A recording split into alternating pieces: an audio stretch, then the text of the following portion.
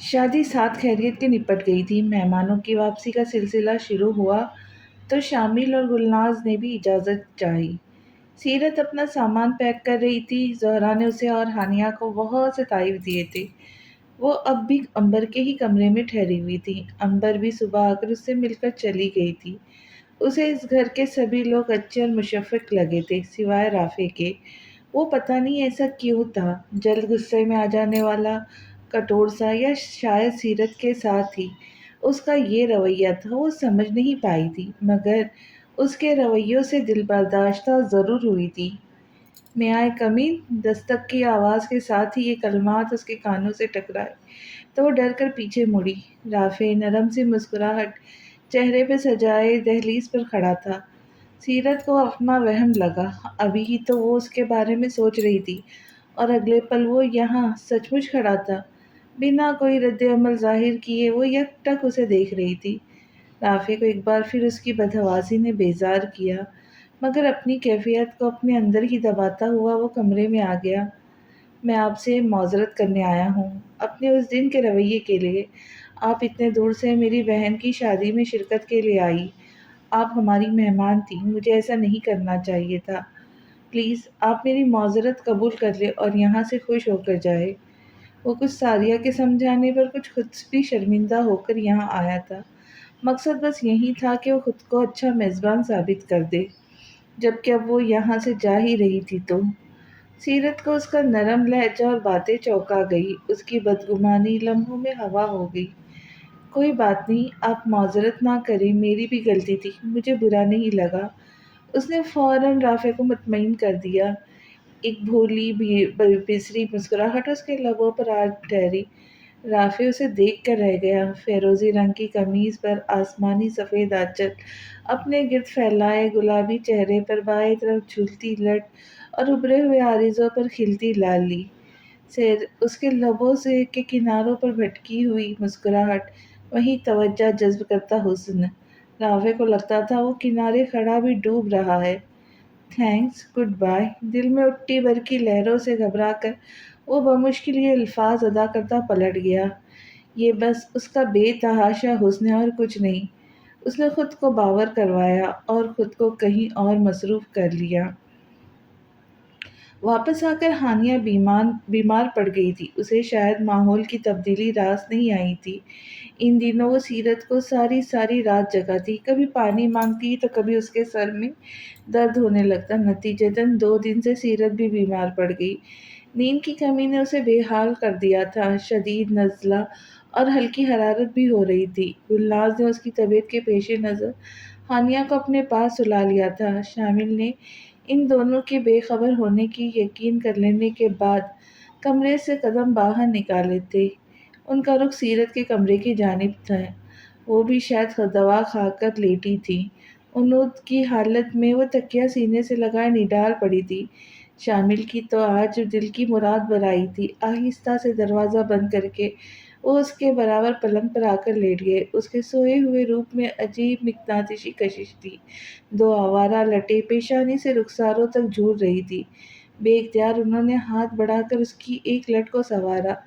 سیرت کی آنکھ کسی انہونی کے احساس سے جھٹ کھل گئی تھی اور اس ناقابل یقین منظر پر حیرت سے پھٹی کی پھٹی رہ گئی تھی۔ وہ سرعت سے اٹھی، مگر شامل نے تیزی سے اس کی کلائی جکڑ کر واپس لٹا دیا۔ پلیز انکل، میرا ہاتھ چھوڑ دیں۔ آپ یہاں کیا کر رہے؟ خوف کے مارے اس کی آواز پھنس گئی تھی۔ شامل نے اس کے انکل کہنے پہ برا سا منہ بنایا۔ میں انکل؟ اور وہ تمہارا کون لگتا ہے جس کے ہاتھوں میں ہاتھ دیے کھڑی تھی وہاں شادی میں؟ انہیں بالکل احساس نہیں تھا کہ وہ کس کے بارے میں کیا بات کر رہے، بس وہ منظر آنکھوں میں کھپ گیا تھا۔ جب رافع اور سیرت کا سیڑھیوں پر ٹکراؤ ہوا تھا، رافع کے ہاتھوں میں دبا اس کا بازو انہیں اندر تک کھولا گیا تھا۔ میں نے کچھ نہیں کیا انکل۔ وہ رونے والی ہو گئی تھی۔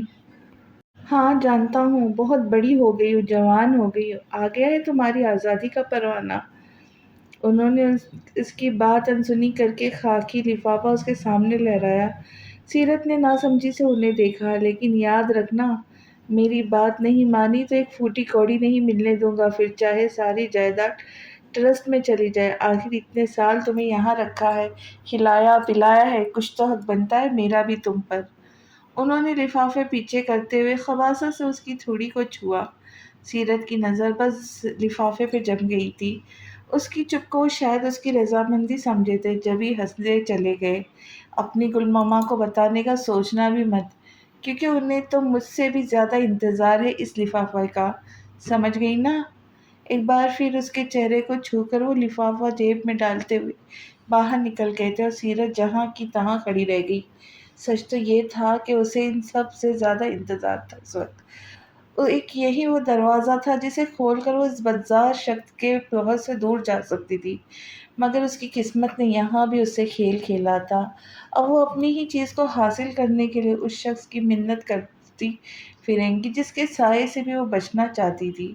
اور رہی گل مما، تو ہاں، وہ ان پر بھی کب اتنا بھروسہ کرتی تھی کہ یہ بات ان سے شیئر کرتی؟ انہوں نے کب اسے ماں والی شفقت سے نوازا تھا؟ وہ تو بس اس کی رکھوالی کرتی تھی، اور اس کام سے بھی انہیں جلد رخصت ملنے والی تھی۔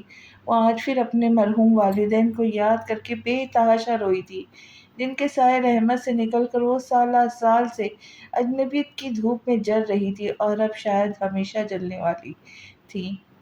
آفس سے نکلتے ہی ایک مخصوص ناگزیریت، ایک بے چینی نے اس کا احاطہ کر لیا۔ وہ آج پھر اسی جگہ کھڑی تھی جہاں پچھلے کئی سالوں سے ان کے انتظار میں کھڑی رہتی تھی، رنگ اڑے کپڑوں میں، سر پر اس کے سالوں پرانی سیاہ چادر تھی، اور پیروں میں کپڑے کے جوتے، تھکن زدہ چہرے میں مسکینیت، آنکھوں میں التجا لیے۔ وہ روز کی طرح پھر ان کے پیچھے بھاگی تھی، اور وہ روز کی طرح اسے نظر انداز کیے آگے بڑھتے چلے گئے تھے۔ اب تو انہوں نے اس کے لیے رکنا اور اس کی بات تک سننا چھوڑ دیا تھا، اور پھر وہ کون سی نئی بات کرنے آئی تھی؟ روز وہی ایک منت، میری ہانیہ مجھے لوٹا دے، اور ان کا وہی ایک جواب تھا جسے اب وہ زبان کی بجائے نظروں سے دہرا دیا کرتے تھے، مجھے بدنام کرنے کی کوشش کی تھی نا؟ اب ساری عمر طلاق کا دھبا ماتھے پر سجائے اپنی بیٹی کی ایک جھلک کو ترستی رہنا۔ اور وہ غریب عورت بے بسی سے اس ظالم اور شکل قلب شخص کو دیکھتی رہ جاتی۔ وہ آج تک کیا بگاڑ پائی تھی جواب ان کا جو اب بگاڑ لیتی؟ اپنے شوہر کو، گھر کی کام والی کی نو عمر بچی کو جنسی طور پر ہراساں کرتے اس نے اپنی آنکھوں سے دیکھ لیا تھا، کیا تب بھی احتجاج نہ کرتی؟ حالانکہ یہ الزامات تو دبے لفظوں میں کتنی ہی کام والیاں ان پر لگا کر گھر سے جا چکی تھی، مگر وہ کبوتر کی مانند آنکھیں بند کیے بیٹھی رہی تاکہ اس کا گھر بسا رہے۔ مگر کب تک جا سکتی تھی؟ نہ برداشت کی جا سکتی تھی۔ اس کے سوال جواب شروع ہوئے تو اسے زبردستی میکسیکو بھیج دیا گیا۔ کچھ دنوں بعد طلاق نامہ بھی اس کے تعاقب میں اس کے گھر تک پہنچ گیا۔ شامل نے اپنی کرنی چھپانے کے لیے اسے سارے خاندان میں شکی اور ذہنی مرض مشہور کر دیا۔ جانتا تھا وہ اس کے گھر والے اتنے مفلسی کے مارے ہیں کہ اپنے دفاع میں کوئی قدم نہیں اٹھا سکیں گے، سو صرف ہانیہ کو مانگنے کی جسارت کی تھی اس نے، مگر اس بے حس انسان نے وہ بھی رد کر دی تھی۔ کورٹ میں جانے کی اس کی اوقات نہیں تھی، ورنہ یہ مسئلہ جبھی حل ہو جاتا۔ سب سالوں سے اسی ظالم شخص کی منتیں کر رہی تھی، مگر وہ بھی جیسے خوف خدا بالکل ہی بھلا بیٹھا تھا۔ اب اگر میں نے تمہیں یہاں دیکھا تو اسی گاڑی کے نیچے کچل دوں گا، دفع ہو جاؤ یہاں سے۔ بری طرح سے اسے دھتکار کر وہ آگے بڑھ گئے تھے۔ پیچھے کھڑی عائشہ نے جھولی بھر کر انہیں بددعائیں دی تھی۔ امبر آئی ہوئی تھی۔ شادی کے بعد یہ اس کا تیسرا چکر تھا، حالانکہ وہ اسی رو کے آخری مکان میں رہتی تھی۔ اس کا شوہر ولید گھر میں سب سے بڑا تھا اور اپنے باپ کی طرح ایک فوجی تھا۔ شادی کے بعد وہ اپنی ڈیوٹی پر واپس چلا گیا تھا۔ اس کا چھوٹا بھائی فارس ڈاکٹر تھا اور کچھ ہی عرصے میں ملک سے باہر جانے والا تھا۔ رافعہ اور ساریہ بھی ان دنوں غیر ملکی ویزے کے لیے اپلائی کر رہے تھے۔ ماہرین ذہنی امراض بننا دونوں کا خواب تھا۔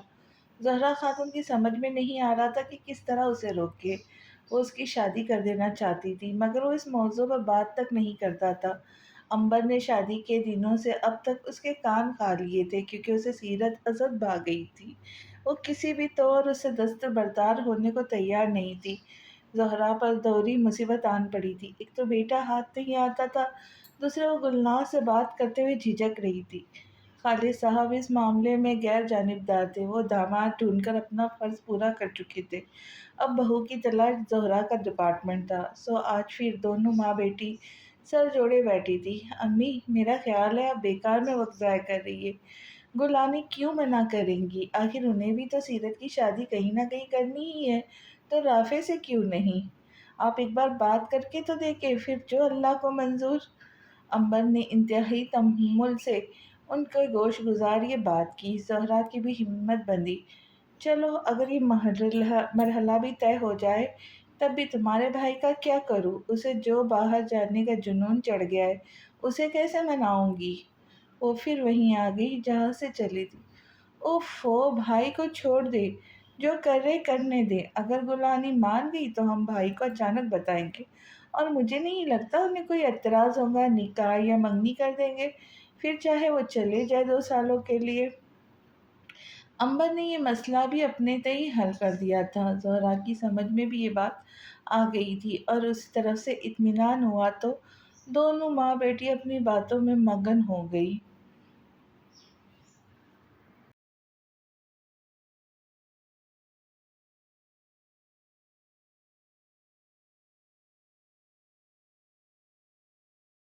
आफाक अहमद के वकील ने गुलनाज बेगम को फ़ोन किया। आफाक अहमद के वकील ने गुलनाज बेगम को फ़ोन किया था, ये जानने के लिए कि उन्होंने नोटिस के जवाब में कोई पेशरफ्त क्यों नहीं की। गुलनाज के लिए तो ये इतला ही नहीं थी कि उनके घर कोर्ट का नोटिस आ चुका है, मगर फिर भी उन्होंने बर वक्त बात संभाल कर वकील साहब को मुतमईन कर दिया। कोर्ट से कोई नोटिस आया था शामिल मेरी गैर मौजूदगी में? उन्होंने शामिल के आते ही उन पर धावा बोल दिया। एक पल को शामिल भी घबरा गए। हाँ, मैं तुम्हें बताने ही वाला था। उन्होंने लिफाफा उनके सामने करते हुए बात बनाई। गुलनाज ने शाकी नज़रों से उन्हें घूरा। इस पर 15 दिन पहले की तारीख है शामिल। आपको पता है, मैं कब से इंतज़ार कर रही थी इसका। गुलनाज की बात सुनकर किचन में काम करती सीरत भी ठिठकी। और मैंने तुमसे कहा था कि वक्त आने पर सब कुछ मेरे नाम करवा देना। आखिर मैं ही इसका सरपरस्त हूँ। इसे क्या समझ इन चीज़ों की इसे क्या समझ इन चीज़ों की। उन्होंने वाज़ेह अल्फाज में अपनी मंशा बयान की। गुलनाज ठिठक गई। मैं अमानतों में ख़यानत करने वालों में से नहीं हूँ शामिल। सीरत और उसका सब कुछ मेरे पास आफाक की अमानत है। मैं रोज़े हशर उनके सामने सुरखरू होना चाहती हूँ। दूसरी बात, सीरत की जायदाद किसी दूसरे को मुंतकिल नहीं हो सकती, मुझे भी नहीं। उन्होंने शामिल के उकताए हुए चेहरे को नज़रअंदाज करते हुए अपनी बात मुकम्मल की। सीरत के लिए उनका ये जज्बा हैरान कुन था। वो आज भी उसके पापा की वफादार थी। उसे यकलक तहफ़्फ़ुज़ का एहसास होने लगा। क्या मतलब मुंतकिल नहीं हो सकती? आखिर उसकी शादी भी तो होगी, तो क्या होगा? शामिल के लिए खबर चौंका देने वाली थी। हाँ, शादी के बाद ये खुद चाहे तो अपने शौहर को हिस्सेदार बना सकती है। गुलनाज रवानी में कह गई। शामिल के चेहरे पर शैतानी मुस्कुराहट रेंग गई। ठीक है, फिर ऐसा करते हैं। मैं सीरत से कागजी निकाह कर लेता हूँ, इस तरह जायदाद भी हमारे पास रहेंगी। वो यूँ बोले गोया गुलनाज उनके हर प्रोग्राम में शामिल हो। सीरत के असाब पर तो जो बम गिरा सो गिरा। गुलनाज भी एक पल को सकते में आ गई। तुम्हारा दिमाग ठीक है शामिल खान? जानते हो क्या बकवास कर रहे हो? वो तुम्हारी बेटी जैसी, और मेरे हवाले से तुम्हारे लिए काबिल शफ़क़त होनी चाहिए, ना कि तुम उसके बारे में ऐसी गंदी बात करो। वो अचानक फट पड़ी थी। चेहरे पर शदीद गज़ब छा गया था। शामिल बिल्कुल हैरान नहीं हुए, बेहद इत्मीनान से गोया हुए। देखो गुल, ना वो तुम्हारी सौगी औलाद है, न मेरी, बल्कि मेरी तो वो सौतेली भी नहीं लगती। इसमें कोई हर्ज नहीं है। गुलनाज को उनका ढीठपन और हवा दे गया। मेरे लिए वही मेरी बेटी है। मैं किसी को इजाज़त नहीं दूंगी कि कोई उस पर गंदी नज़र डाले, चाहे वो तुम ही क्यों ना हो। वो बहुत चीख कर बोली थी। सीरत के टांगों से जान निकलने लगी थी, आंखों से आंसू। वो गुल ममा को कितना गलत समझती रही थी आज तक। काश उसने पहले ही शामिल अंकल की हरकतों के बारे में उन्हें बता दिया होता। तो फिर तुम भी सुन लो गुलनाज बेगम, मैं तुमसे इजाज़त नहीं मांग रहा, तुम्हें बता रहा हूँ। एक हफ्ते में तुमने कोई फ़ैसला नहीं किया, تو میں زبردستی ایسا کر لوں گا، نہیں تو دوسری صورت میں تو یوں بھی اس کا سب کچھ ٹرسٹ کو منتقل ہو جائے گا اور تم دونوں ماں بیٹی یہیں پڑی رہو گی میرے رحم و کرم پر، سمجھ گئی نا؟ انہوں نے ماں بیٹی پر زور دیتے ہوئے انہیں مارننگ دی اور کمرہ چھوڑ کر سیرت اور گلناز اپنی اپنی جگہ سکتے میں آ گئے۔ ایک دن شامل کی باتوں کے زیر اثر رہنے کے بعد وہ بالآخر فیصلے پر پہنچ گئی تھی۔ وہ گہری سوچ میں گم تھی جب سیرت دبے پاؤں آ کر ان کے سامنے نیچے بیٹھ گئی۔ گل ماما! گلناز اس کے پکارنے پر اپنی سوچوں سے چونکی۔ آئی ایم سوری مما، میں آپ کو غلط سمجھتی رہی اور آپ سے کبھی کچھ شیئر نہیں کیا کہ شامل انکل بہت عرصے سے مجھ پر دباؤ ڈال رہے تھے۔ وہ کہتے کہتے نظریں چرا گئی۔ گلناز نے ٹھنڈی سانس بھرتے ہوئے اس کا ہاتھ تھپکا۔ میں جانتی ہوں سب کچھ، بس صحیح وقت کے انتظار میں مصلحتاً خاموش رہی۔ تم پریشان مت ہو، میں سب ٹھیک کر دوں گی۔ ان کی ذرا سی نرمی پا کر سیرت بکھر گئی۔ مما، آپ وکیل صاحب سے بات کر لیں، ایک بار پاپا کی پراپرٹی ہمیں مل گئی تو ہم پاپا کے گھر چلے جائیں گے، آپ چھوڑ دیں شامل انکل کو۔ وہ جذباتی ہونے لگی۔ گلناز مسکرا دی۔ میں وکیل صاحب کو فون کر چکی ہوں، وہ پیپرز تیار کر کے مجھے کال کر دیں گے۔ تم اپنے پاپا کے گھر چلی جانا، رہا میرا سوال تو میں یہیں رہوں گی، شامل کے لیے نہ صحیح ہانیہ کے لیے صحیح، وہ بھی تو میری بیٹی ہے۔ سیرت رونے لگی۔ میں ہانیہ کو ساتھ لے جاؤں گی، شامل انکل بہت برے ہیں، وہ ہانیہ کو بھی… ہانیہ کی فکر تم مت کرو، وہ شامل کی سگی اولاد ہے۔ ہاں، تمہارا مجھے کوئی پکا بندوبست کرنا پڑے گا، ورنہ اس بے حس انسان سے کوئی بعید نہیں کہ بعد میں بھی وہ تمہیں پریشان کرنے پہنچ جائے۔ وہ پرسوچ انداز میں بولی۔ سیرت نہ سمجھی سے انہیں دیکھنے لگی۔ تبھی فون کی گھنٹی نے دونوں کو متوجہ کر لیا۔ زہرا آپا! گلناز نے حیرت سے فون کی اسکرین کو دیکھا اور آن کر کے کان سے لگایا۔ سیرت وہیں بیٹھی انہیں بات کرتا دیکھتی رہی۔ کیا کہہ رہی ہیں آپ؟ نہیں نہیں، مجھے کیوں برا لگے گا؟ جی جی، آپ ضرور آئے، بلکہ اسی ہفتے آ جائے۔ نہیں، میں شامل سے خود بات کر لوں گی، آپ پوری تیاری سے آئے، مجھے کوئی اعتراض نہیں۔ نہیں آپا، آپ کا بہت شکریہ، آپ نے میری مشکل آسان کر دی۔ ان کی طویل گفتگو ختم ہونے تک گلناز کی باتیں کانوں تک جا پہنچی تھی۔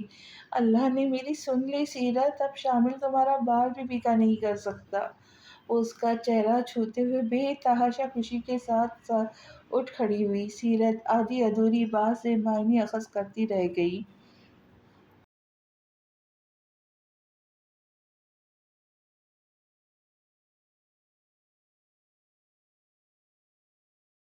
صحیح کہہ رہی تھی امبر، گلناز تو فوراً مان گئی۔ میں بیکار میں ہی ڈر رہی تھی، بس آج ہی تمہارے ابو سے بات کر کے میں کل پرسوں تک چلے جاتے کراچی۔ وہ اتنی خوش تھی کہ امبر مسکرائے بغیر نہ رہ سکی۔ دیکھا، میں نے تو کہا تھا آپ سے، لیکن کل پرسوں اتنی جلدی کیوں امی؟ ایک بار آپ کے ہاتھ سے نکل گیا تو خاک کچھ ہوگا۔ اس کے جانے سے پہلے میں یہ زنجیر اس کے پیروں میں ڈال دینا چاہتی ہوں۔ کسی کو اپنے نام کر کے جائے گا تو واپس آنے کا بھی سوچے گا۔ انہوں نے اپنے تئیں بڑی سوچ وچار کے بعد کہا تھا۔ اگر ایسی بات ہے تو چلے کچھ شاپنگ تو کر لے سیرت کے لیے، خالی ہاتھ جاتے کیا اچھا لگیں گے؟ امبر نے پرجوش ہوتے ہوئے کہا تو وہ بھی فوراً اٹھ کھڑی ہوئی۔ یہ مرحلہ ساتھ خیریت کے نپٹ گیا تھا۔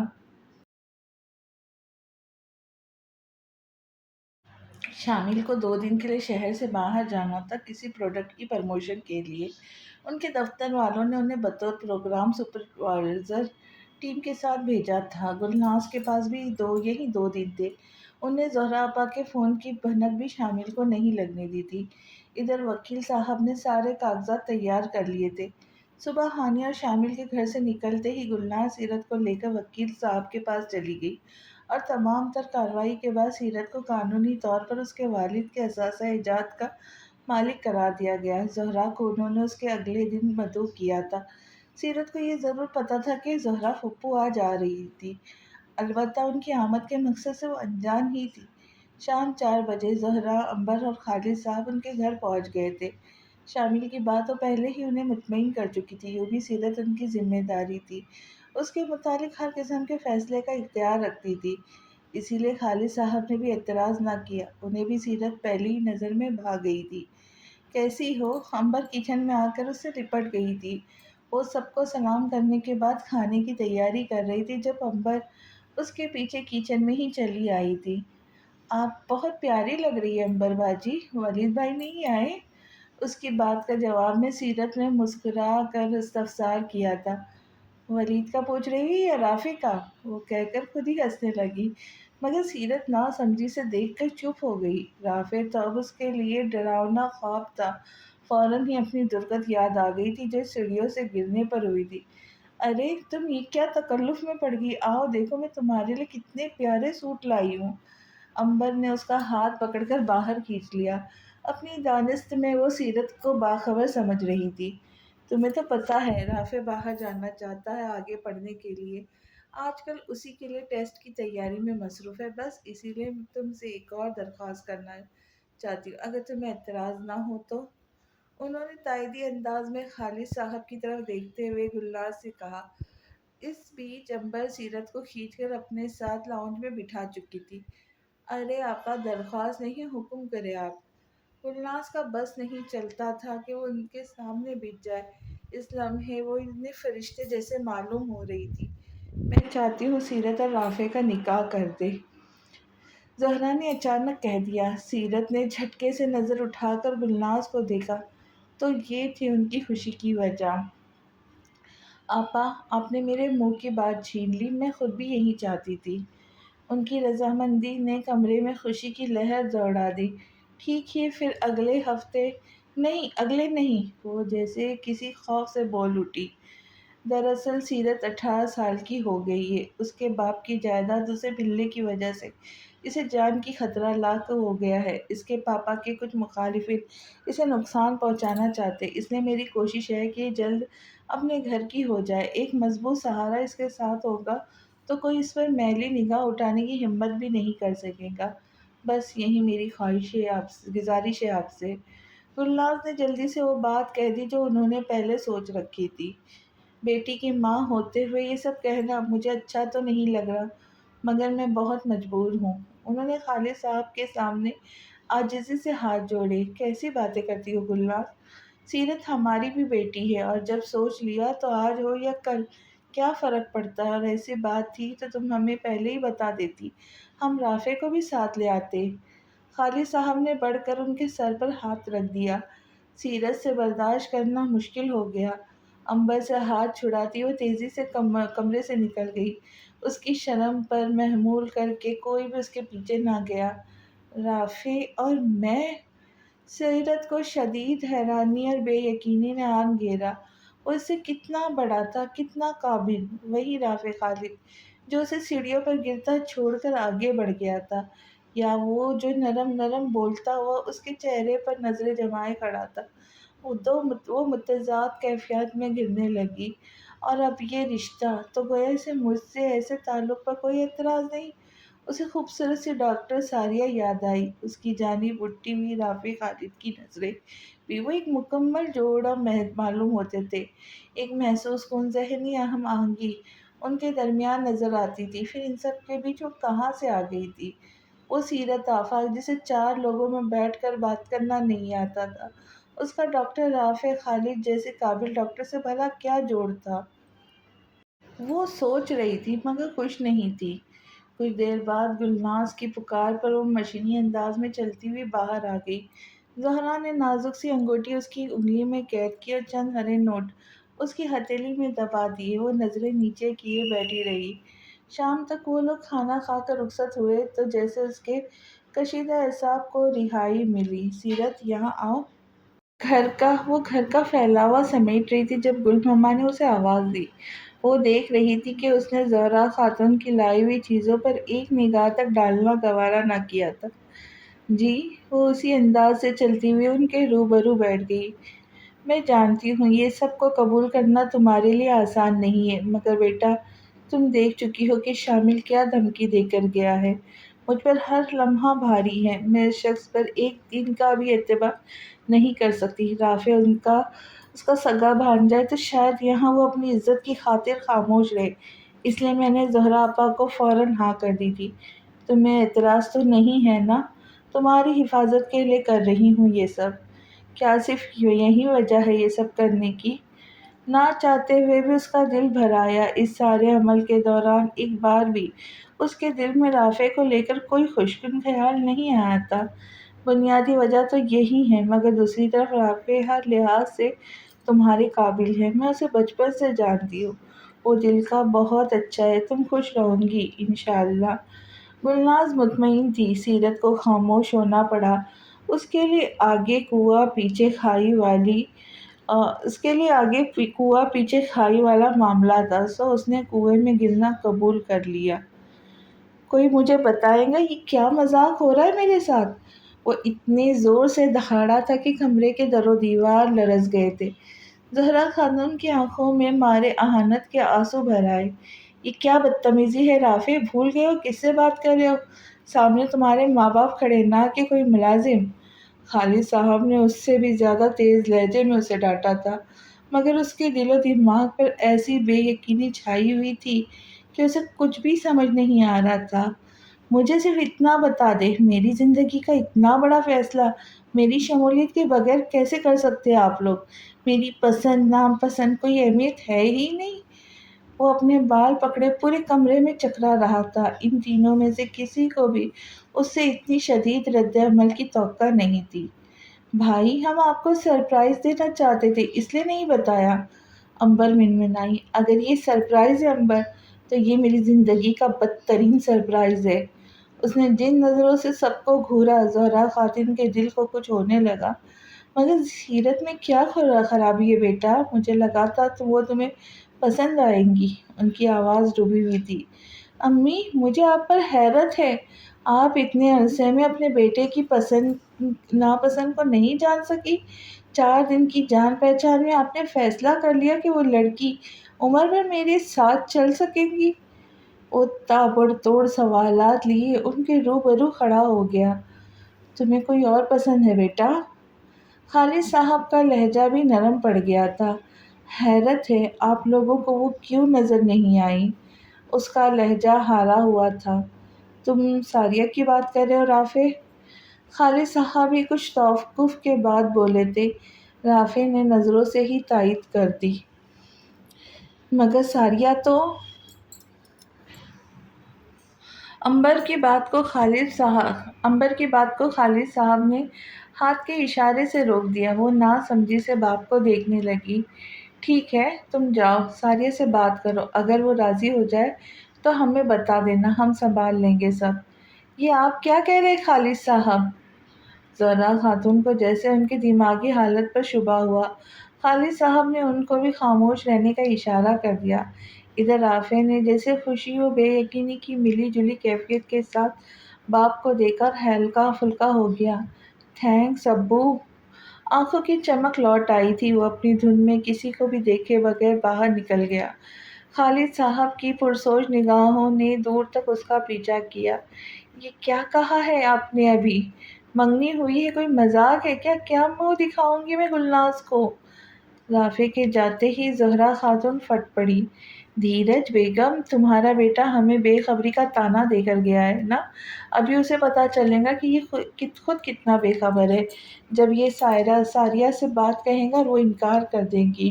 وہ ازحد مطمئن تھی۔ یہ بات آپ اتنے یقین سے کیسے کہہ سکتے ہیں؟ ساریہ کے والد آئے تھے میرے پاس، امبر کے دیور کا رشتہ آیا ہے اس کے لیے، اور بقول ان دونوں کی رضامندی شامل ہے اس میں۔ وہ بس مجھ سے خاندان کی معلومات اور مشورہ کرنا چاہ رہے تھے۔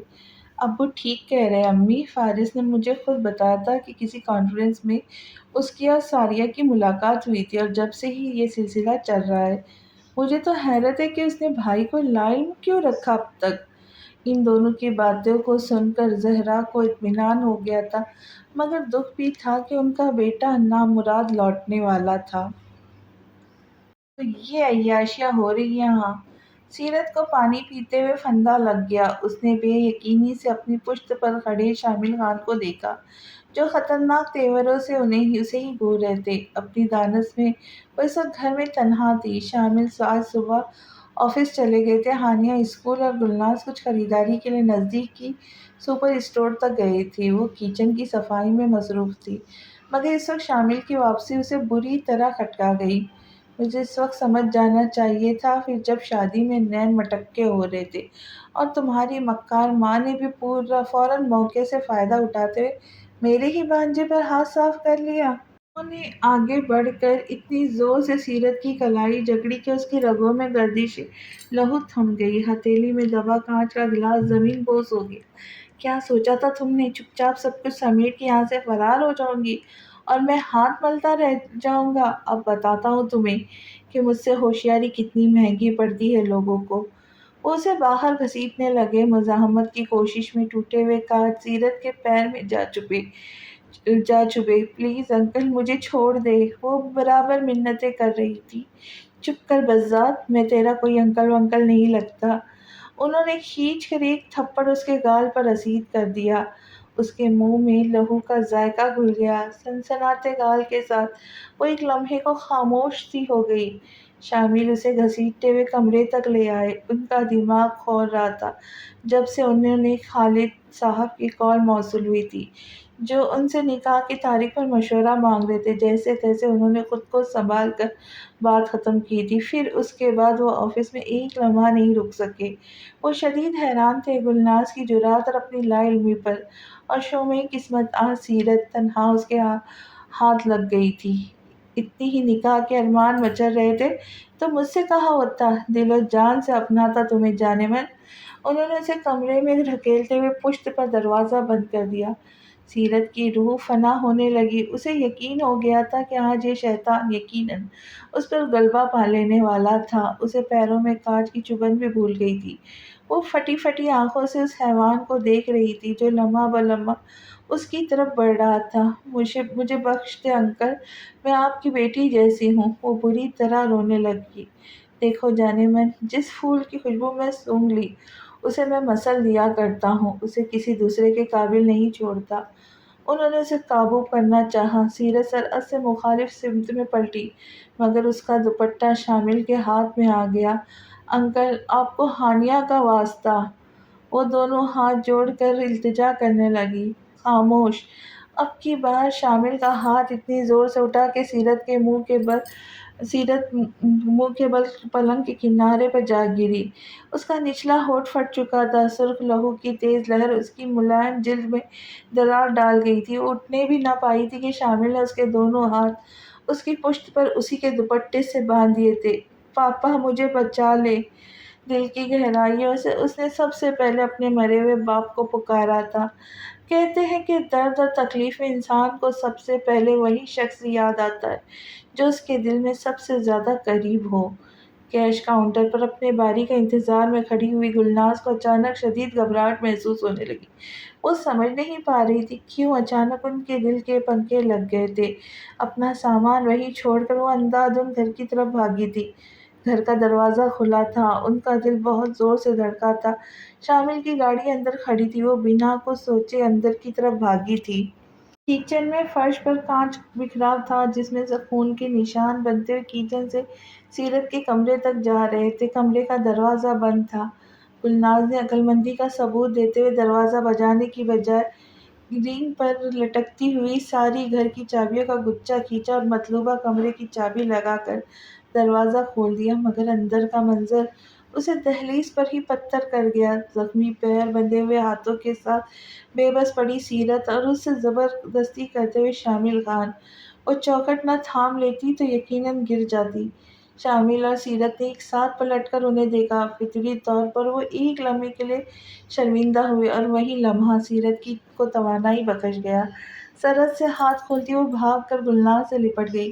آ گئی تم؟ کیا سوچا تھا تم نے؟ میرے ناک کے نیچے چکر چلاؤ گی؟ مجھے پتہ نہیں چلے گا۔ میں تمہیں انتہائی ڈٹائی کا مظاہرہ کرتے ہوئے اگلے ہی لمحے گلناز کے روبرو آ کے کھڑے ہو گئے، مگر گلناز کے تھپڑ نے ان کی بات کو مکمل ہونے سے روک دیا۔ ایک زوردار دھکا دے کر انہوں نے شامل کو کمرے سے باہر نکال دیا اور خود کو سیرت کے ساتھ کمرے میں بند کر لیا تھا۔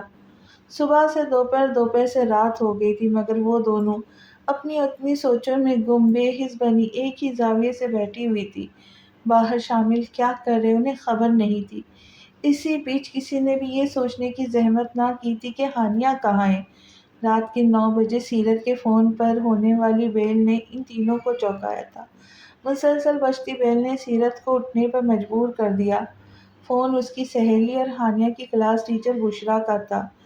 سیرت، ہانیہ کی طبیعت تو ٹھیک ہے؟ آج وہ اسکول کیوں نہیں آئی؟ آج اس کا میتھس کا فائنل پیپر تھا۔ سیرت کے مدھم سے ہیلو کے جواب میں بشریٰ فکر مندی سے بولی، ہانیہ؟ سیرت کو لمحہ لگا تھا حواسوں میں لوٹنے میں۔ ہاں، میں تو سوچ رہی تھی تم ہمیشہ کی طرح خود کال کر کے بتا دو گی کیا ہوا۔ سب خیریت تو ہے نا؟ بشریٰ اپنی دھن میں بولتی رہی، ادھر سیرت کے جسم سے لہو نچوڑنے لگا۔ مما، ہانیہ کہاں ہے؟ فون پٹک کر وہ گلناز کی طرف پلٹی، اس کی آنکھوں کی وحشت گلناز کو ٹھٹکا گئی۔ ہانیہ؟ وہ دونوں اسے آواز دیتی ہوئی کمرے سے باہر آ گئی۔ شامل ٹی وی لاؤنج میں نیم دراز اونگ رہے تھے۔ ان دونوں کی چیخ و پکار پر ہڑبڑا کر اٹھ بیٹھے۔ شامل، ہانیہ کہاں ہے؟ گلناز نے ان کو جھنجھوڑ ڈالا۔ وہ خود بے خبر تھے۔ ہانیہ کو آوازیں دیتے ہوئے باہر کی طرف بھاگے۔ سیرت سارا گھر چھان آئی تھی مگر ہانیہ کا کہیں پتہ نہیں تھا۔ شامل محلے بھر میں پوچھ گچھ کرتے رہے مگر ہانیہ کہیں نہیں تھی۔ بشریٰ نے کیا کہا سیرت؟ گلناز نے خیال آنے پر پوچھا۔ وہ کہہ رہی ہے کہ ہانیہ آج اسکول نہیں آئی مگر میں خود اسے صبح اسکول چھوڑ کر آیا ہوں۔ آپ نے دیکھا تھا اسے اسکول کے اندر جاتے ہوئے؟ گلناز نے شک سے انہیں دیکھا۔ اندر تو نہیں مگر سارے بچے جا رہے تھے، وہ بھی ان کے ساتھ جا رہی تھی، بس پھر میں پلٹ گیا تھا وہاں سے۔ ان کے دماغ کی شریانیں کھول اٹھی تھی۔ دوپہر کو وہ اسکول سے واپس آئی تھی؟ انہوں نے پھر شامل کو گھورا۔ وہ گڑبڑا گئے۔ واقعی صبح کے واقعے کے بعد انہیں ایک پل کے لیے بھی خیال نہیں آیا تھا کہ ہانیہ گھر لوٹی ہی نہیں تھی۔ ان کی خاموشی گلناز کو شدید طیش دلا گئی۔ کیسے باپ ہیں آپ؟ دن بھر سے یہاں بیٹھے اور اپنی بیٹی کا ہوش نہیں؟ گلناز چیخ کر بولی تھی۔ تو تم ہی ہوش کر لیتی۔ وہ الٹا گلناز پر بگڑنے لگے۔ گلناز کے لبوں پر طنزیہ مسکراہٹ رہ گئی۔ میں اپنی بیٹی کی حفاظت کر رہی تھی، آپ اپنی بیٹی کی کر لیتے۔ شامل کو یہ وار کڑا گزرا جو بنا جواب دیے باہر نکل گئے۔ دور و قریب ہر جگہ معلومات کروا لی، ہر ممکنہ جگہ فون ملا لیے مگر ہانیہ کا کچھ پتہ نہ چل سکا۔ ساری رات آنکھوں میں کٹ گئی۔ صبح شامل پولیس میں رپورٹ کروا آئے تھے اور کوئی چارہ نہ بچا تھا۔ وہ 8 سال کی بچی اکیلی کتنا دور جا سکتی تھی؟ سیرت اپنا غم بھولے ہانیہ کے لیے آنسو بہا رہی تھی۔ زہرا کا فون آیا تو گلناز نے انہیں بھی ہانیہ کی گمشدگی کا بتا دیا۔ دوسرے دن شام تک زہرا اور خالد صاحب بھی کراچی پہنچ گئے۔ خالد صاحب نے بھی اپنے اثر و رسوخ کا استعمال کرتے ہوئے خبر میڈیا میں چلوا دی۔ اس طرح روتے دھوتے دوسرا دن بھی تمام ہو گیا۔ شامل سب کچھ بھلا اس وقت صرف ایک باپ بن گئے تھے۔ عائشہ کو بھی خبر ہو گئی تھی۔ اسی دن کے لیے کہتی تھی میری بیٹی مجھے سونپ دو مگر اس ظالم شخص نے میری ایک نہ سنی۔ وہ بری طرح تڑپ رہی تھی۔ زہرا کبھی اسے چپ کرواتی، کبھی گلناز اور سیرت کو تسلی دیتی۔ ان کا اپنا ذہن معاف ہو رہا تھا۔ تیسرے دن کا سورج ابھی پوری طرح طلوع بھی نہ ہوا تھا کہ شامل خان کے گھر کی دہلیز بری طرح دھڑدھڑانے لگی۔ باہر ایک چرواہا 2 پولیس اہلکاروں کے ہمراہ کھڑا تھا۔ شامل خان، آپ کو ہمارے ساتھ چلنا ہوگا۔ خیریت ہے انسپکٹر صاحب؟ خالد صاحب مسجد سے لوٹے تھے۔ محلے کی کچرا کنڈی سے ایک 2 دن پرانی لاش ملی ہے جو ایک بچی کی ہے۔ آپ شناخت کر لیں، کہیں آپ کی بیٹی؟ نہیں، ایسا مت کہیں۔ شامل کے لیے تصور بھی محال تھا۔ وہ ننگے پیر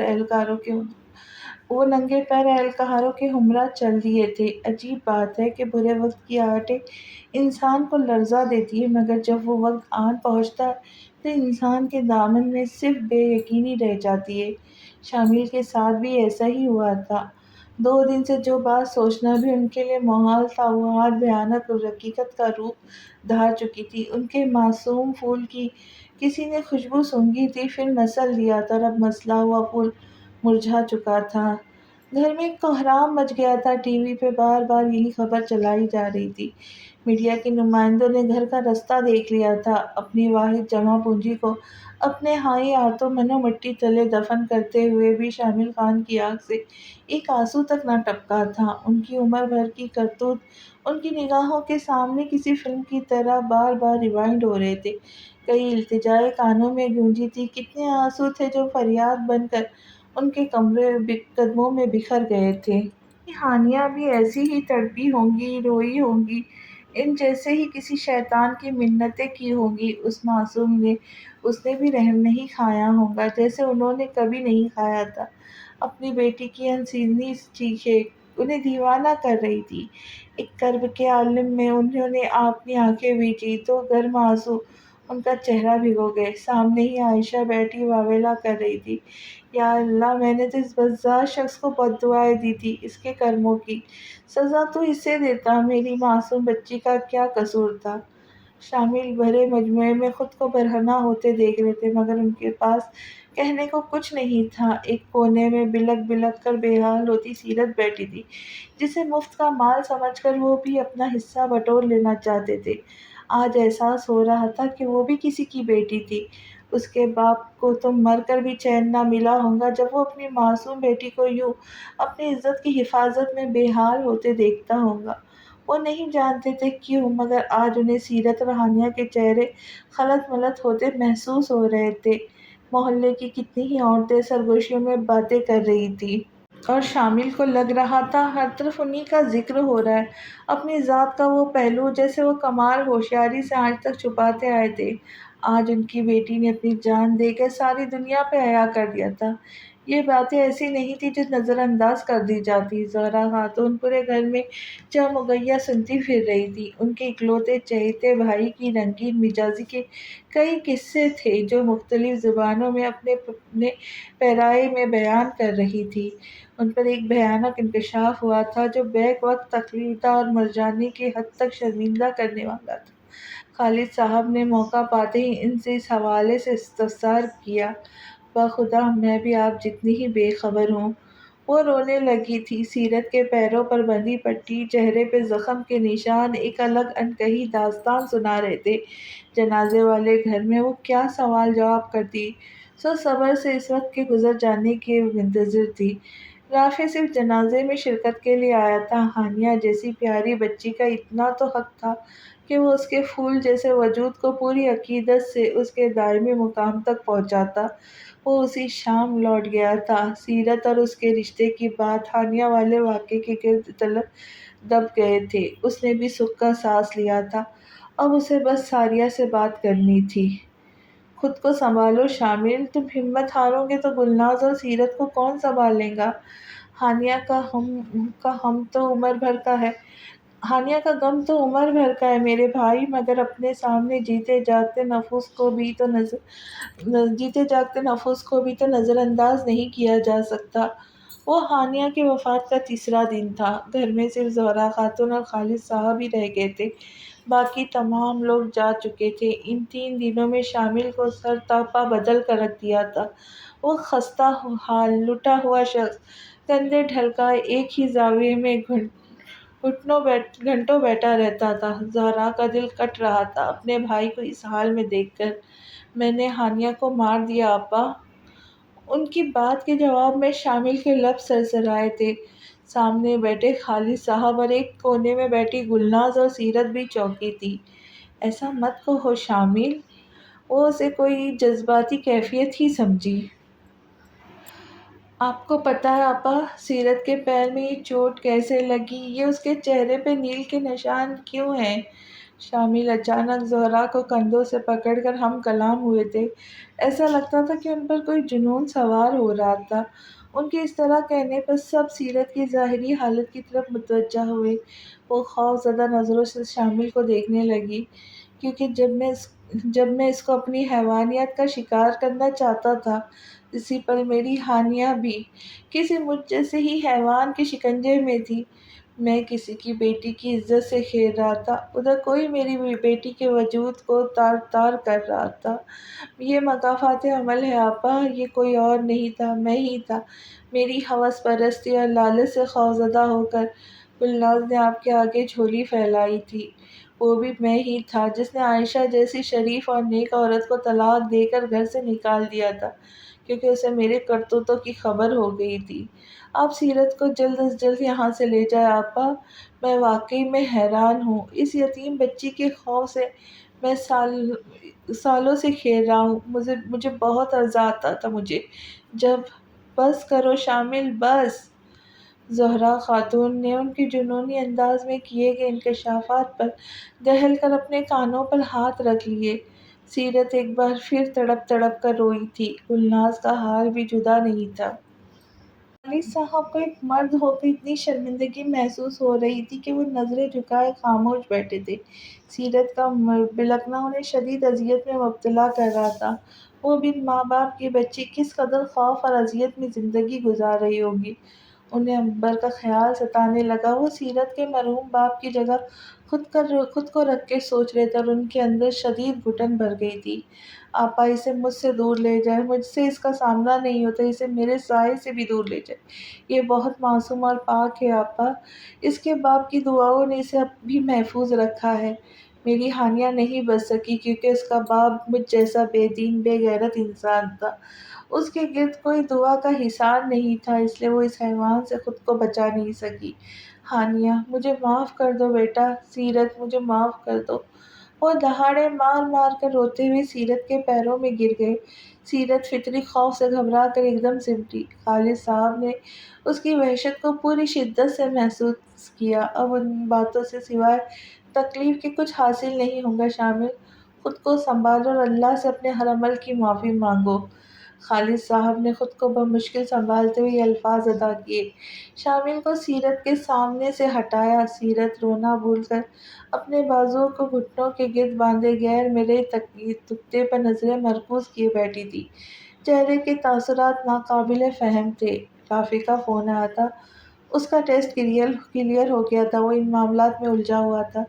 زہرا ایسے حالات میں جانا نہیں چاہتی تھی مگر خالد صاحب کی نوکری کا بھی حرج ہو رہا تھا۔ آپا، خالد بھائی آپ سے ایک درخواست کرنا چاہتا ہوں۔ گلناز سب کے لیے چائے لے کر آئی تھی جب شامل نے کہنا شروع کیا۔ سیرت اپنے کمرے میں سو رہی تھی، شام کو زہرا اور خالد کی فلائٹ تھی واپسی کے لیے۔